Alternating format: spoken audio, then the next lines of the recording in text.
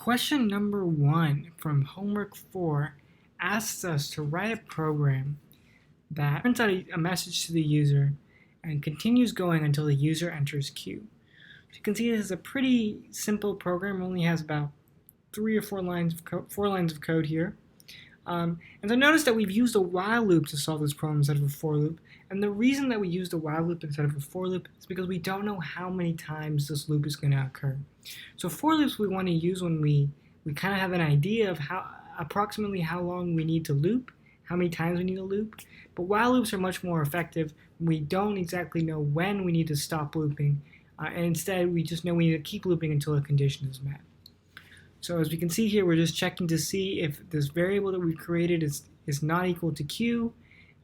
If it's not equal to q, we'll print out a message, and then we'll ask the user for some input. So let's go ahead and run it. So I get this message, I say W, get the same message T,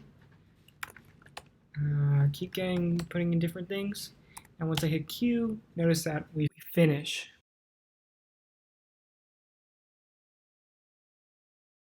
Okay, so question number 2 of homework 4 asks us to print out this string backwards. So what we're going to go ahead and do is we're going to create the variable that's going to hold the I like cheese string. Then what we're going to do is we're going to create a variable I that's going to tell us that we want to get the length of the string minus 1, which would give us the C here at the end. So we're starting from the back. Remember that when we use len, it's giving us the number of characters in the string. But if we want to get that last character, we get to subtract it by 1 because we start counting from 0 when we go through a list, right? So this I is going to be index 0, the space is index 1, index 2, so on and so forth. The length is going to be longer than the greatest index, so we always subtract 1 to get that last index. Then we'll create a new variable to hold the new string that we've reversed. And so while our counter is greater than -1, we're going to add that variable to the new string and then decrement our counter. So let's go ahead and print it out. So notice that there's actually a small bug in this program. If we print it out to the screen, we're only getting 1 letter. And the reason that's the case is because if we look at line number 9, instead of adding that character that we're reversing to the end of our new string, I went ahead and replaced the new string with that character. And so we're only going to always get 1 letter because we're replacing the string instead of appending to it, adding it to the end of the string. So I went ahead and fixed that, and the program should work now. Now we go ahead and print it out. Notice we got it backward. So now this challenge that we came up with here pretty much just asked us to do the same thing but in less lines of code. And we were able to do this with this section of code here that's highlighted in this print statement that really takes that string, that I like cheese, and it reverses it for us. So the reason that it's able to reverse it really goes back to our understanding of how strings work. So remember, strings are just lists of characters. They're able to be treated and work in much in the same way as our normal lists would. And so that being said, we can access elements of the string in the same way we'd access elements of a list by using these square brackets. So in these square brackets, you'll notice that there are 2 colons here that I've highlighted. And those 2 colons separate that area inside the square bracket into 3 different sections. The first section over here is the start position of where we wanted to subscript the list. The second position is the stop position of where we wanted to subscript the list. And this final one is the step. So what does that mean, right? So when I'm saying start and stop and step, what am I really talking about? So the idea here is if we have this string I like cheese right here, okay? What we can do is we can say that I like cheese index 0, index 0, index 1, index 2, 3, 4, 5, 6, 7, 8, 9, 10. It's going to start breaking down, but the point is each of these letters are a different index of the string. And so we can say, hey, I don't want this entire string, I only want cheese. So I would, instead of having to start from index 0, I want to change the start position to index 7 to say that, hey, I don't want to start from 0, I want to go to start from 7. Now the stop position does the same thing, except it's in the end, it's the stop. So the stop position will tell us, hey, I want to stop wherever it is I want to stop. So let's say I want to stop at index 10. Whoops, index 10. So I can stop there at index 10. Now granted, it doesn't stop exactly at index 10, it stops the one before index 10. But the idea is you can tell it where you want it to stop and how much you want it to stop by. Now the step here is the hidden, I like to call the hidden variable, or the hidden part of subscripting or indexing a string. What step does is it tells you how much should I count by. If we do a step of 2, then what we'll do is we'll count by 2s. So we'll go from 7, then we'll go to 9, and then we'll go to 11. And we'll skip 8 and 10. If we do a step of 3, and we start from 7, we'll go 7, then we'll go 10, and then we'll be done pretty much. If we do a step of -1, which is what we had in our program, what it's going to say is it's going to say go backwards. Okay, so question number 3 is similar to our homework question from last week, where we had to print out a list of products to the user and ask the user to pick some products, based on the products that the user picked, calculate their total price. And so today we're going to do that at a much larger scale, and we're going to do that using loops and some data structures that we talked about a few weeks ago. So the first thing we're going to do is we're going to create a dictionary with the product name and their associated price. Okay? And so notice that we have our key is the product, and then the value is the price. And by setting it up like this, we're able to, just leverage that ability of the dictionary later on in our program, so that we can, get the price for a specific product much more easily and effectively.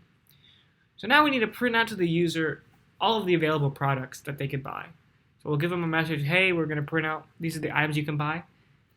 And then we can use a for loop and iterate over all of the items in the dictionary. And so this .items function is a nifty function that dictionaries have that allow you to go through each key value pair within a dictionary. So for instance, it's going to be cheese, and then the price. And so the key is going to be here on the left, right? And the value is going to be on the right. So we can then print out the key and the value and say, hey, user, these are the products that you can buy. All right, so after we've printed those out to the user, we're going to ask the user to select 5 items. Let's create a list to hold the items that the user decides to put in. Okay, so we're only going to do this 5 times. So for I in range 0 to 5, what we can do here is actually make this a constant variable. So we can say num items equals 5. And we can go ahead and put that there. And so that's, what I just did there is something called refactoring. And so whenever you go back and look at your code, always see if you can, make it better. If there's stuff you could do to improve the quality of your code. So we can do the same thing here, do that %d, and do %num items. So now if I ask the user for 20 items, it will work just the same way. So we'll ask the user for their item, save it in the item variable. And now we want to check to make sure that this item is a valid item. And so while this item that the user is saying that they want is not in the keys, right? So the keys are up here. So it's not one of the products that we're selling. Then we're going to ask the user to enter in another item because their item is not valid.